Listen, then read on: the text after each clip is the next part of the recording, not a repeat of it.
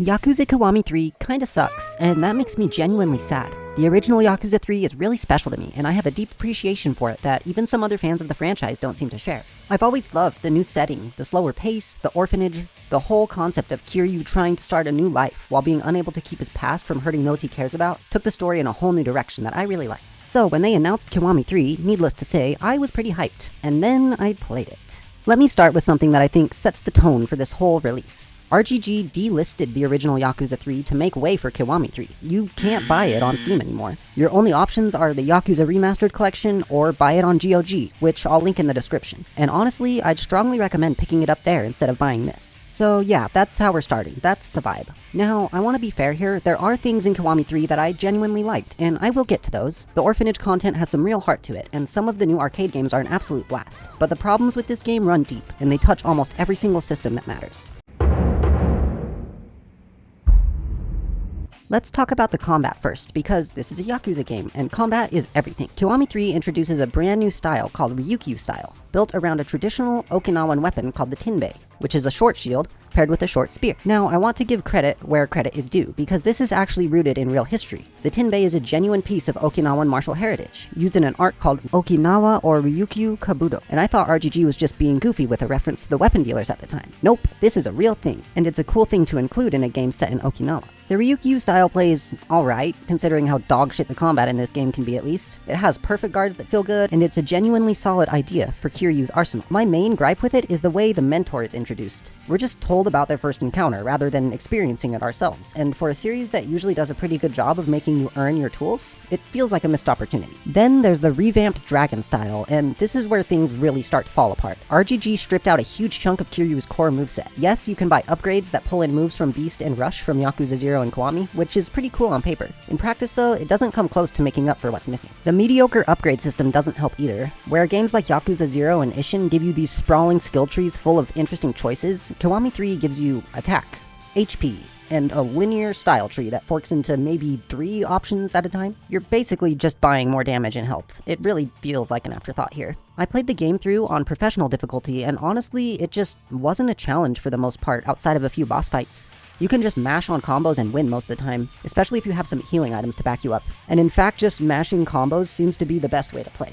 The only real challenge in this game comes from bosses using awkwardly random armor moves that do insane amounts of damage. This felt more like jankiness than something I had to learn and punish, and it just wasn't a fun experience for the most part. The juggling in this game is also just really weird. They tried to put a 2-second cap on juggling to make it completely useless, but sometimes this cap just doesn't trigger for some reason. Lost Judgment had the best combat in the series, and I have no idea why they keep going backwards from there. There's also the Dragon Boost mechanic, where activating it adds grabs to Kiryu's heavy attacks. Here's the problem with this. In the original game, you trigger these grabs yourself after a heavy attack.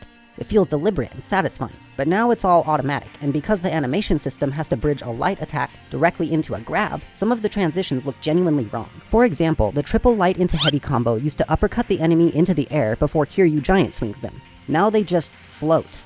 They magnetically drift upward so the animation can play, and it looks really unnatural.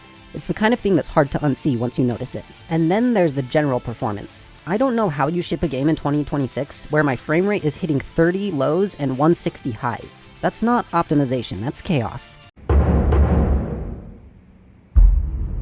Alright, next let's talk about side content, because in a Yakuza game, this is often where the heart of the experience lives. And Kiwami 3 is genuinely a mixed bag here. Some of it is charming, most of it is tedious, and some of it's just gone. They replaced a lot of the original Yakuza 3 side content with stuff just shoehorned in from more recent games. Gone are the hostess minigame, the weapon dealers, Kiryu's red shirt, and more. Instead, they added the photo rally, which feels incredibly awkward in Okinawa given how small the map is. They also added the MP3 player, outfits, and Aloha links, so you have a bunch of collectibles to find. Instead of just waving at people, however, now we have to slowly pull out our phone, point it at an NPC, and register them that way. I have no idea why they felt the need to bring back this tedious side content and make it even more tedious. We can customize our phone, which is kind of fun and cute in an early 2000s way, but they took away those charming blog posts that Kiryu would write to gain new heat skills. The sub-stories are probably my biggest disappointment here. They cut roughly 70% of them, which already stings, but what arguably hurts more is what they did to the ones they kept. And the ones they kept weren't even the most memorable sub-stories to begin with. The sub-story where a guy tries to pick up the burger girl, for instance, used to be this fleshed out little story. Now it's about a third of the length it used to be, maybe even shorter. The sub-story where this guy tries to do some awful things to himself was one of the more more impactful ones in the original. It used to take its time. You learned who this person was, why they were in so much pain, what they were going through, and the resolution hit because of that buildup. Now they just rush it to the end in a few dialogue boxes. The ice cream sub-story got rewritten for no apparent reason, and it's impossible to fail it now. And on top of all that, they removed the multiple choice pressure from sub-stories entirely. You get unlimited attempts on any quiz or dialogue choice, so there's literally no reason to pay attention to what's being said. It drains any remaining incentive to engage. They also converted a lot of the original sub-stories into orphanage bond content, which I have complicated feelings about. On one hand, I get it. The orphanage is the emotional core of Yakuza 3, and building it out makes sense thematically. On the other hand, a lot of it just feels like padding. You're doing homework help, sewing minigames, gardening, bug catching, and leveling it all up is way grindier than it needs to be. The individual bond scenes with the kids are cute, but they don't really add up to much until you push them pretty far, and the whole thing has this busy work energy that wears on you. All this being said, and I mean this, some of it does genuinely work.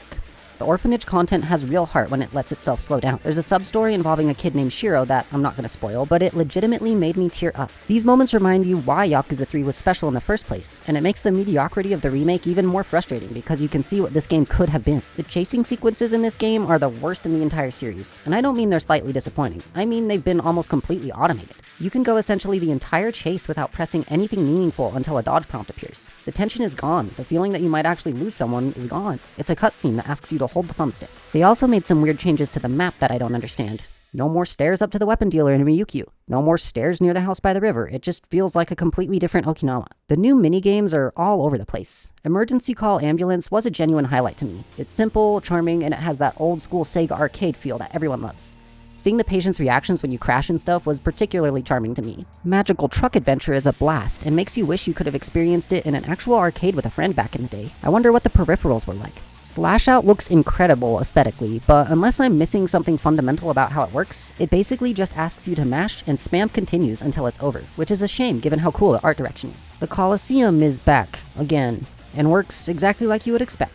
So much of the side content in this game is just more fighting. For instance, there's the Ryukyu Gao Gang, which is the main new minigame and honestly a big letdown. Going in, I thought it might be something like the Biker Gang from Lost Judgment, but it's really just the group fights from Pirate Yakuza, and a worse version of that. The structure is exactly what you've seen a dozen times in this franchise. Take out the lieutenants one by one, recruit them to your side, take out the big bad at the end. Cabaret Club did it, Dragon Cart did it, Clan Creator did it, Sujimon did it. It's a formula RGG keeps going back to, and at this point, it's running on fumes. Plus, there's a storyline in it involving the girls getting harassed by a predator, which I'll get to in a moment because it connects to something bigger that I need to address. But before I move on, we need to talk about the Street Surfer. I understand why traversal mechanics like this exist in massive maps like Yokohama or Hawaii, but in one of the smallest maps in the entire franchise, it just feels out of place. Nobody needed this here. Real quick, if you guys enjoy this kind of content, don't forget to like and subscribe. It helps me out a ton, and I would love to be able to put more time into projects like this in the future. Anyways, back to the video. Okay, let's talk about the story, and I'm going to address the elephant in the room first. One of the actors in this game has been credibly accused of sexual misconduct. RGG kept him in anyway. When confronted about it on Twitter, they just blocked people. And I want to dwell on this for a second because it's not just a casting footnote. It actively affects how you experience this game. At least for me. There's a whole storyline in the Ryukyu Gao Gang where Kiryu saves a group of women from a predator. A predator, in the same game where this person is featured. I don't know if anyone in RGG clocked that irony, but I couldn't stop thinking about it every time his scenes came up. I'll be flagging his appearances throughout this video with this JPEG, and I won't be engaging with his content seriously. If this is something you feel strongly about as well, the original game is on GOG, and I genuinely recommend it over this Kiwami disaster.